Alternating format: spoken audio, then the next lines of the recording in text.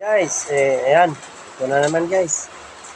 Yung kapasitor ng washing machine. Kung paano mag-test ng kapasitor kung ilang microfarad. Kung ilan yung natira. Ito guys, yung microfarad niya guys, 11. 11 microfarad.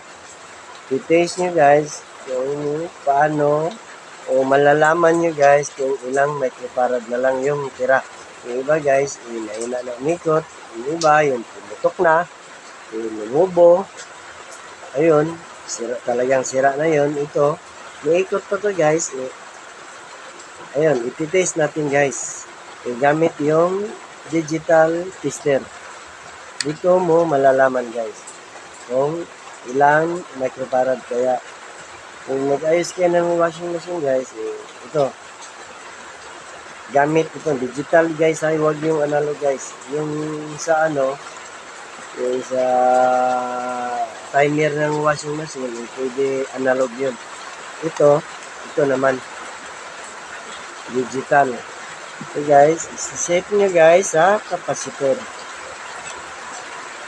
Ayun. Okay guys, set natin guys, capacitor.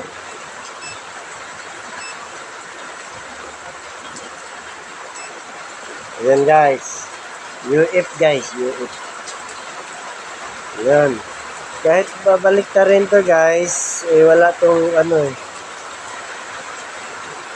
Kahit babalik na rin to guys. Negative positive. Wala tong polarity guys.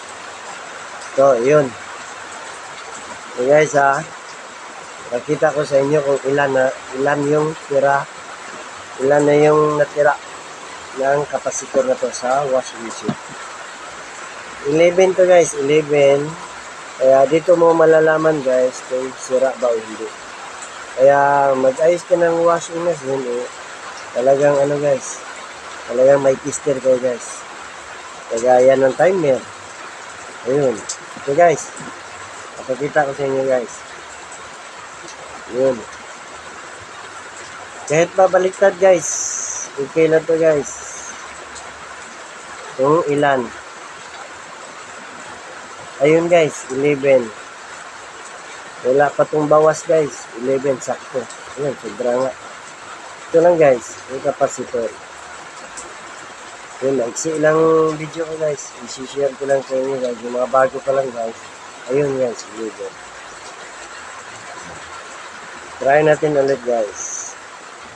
Kapasitor, UF guys Ayun guys, 0 na yan guys. Try, kahit pabalik ka rin. Hintayin mo yan. Ayun, 11.1. 11.0. Yan guys. Yun lang guys. Ibig sabihin guys, wala pa tong bawas. Bago pa lang guys. Kahit luma siya guys. Ayun, siguro, madali lang yung nasira yung yung motor niya.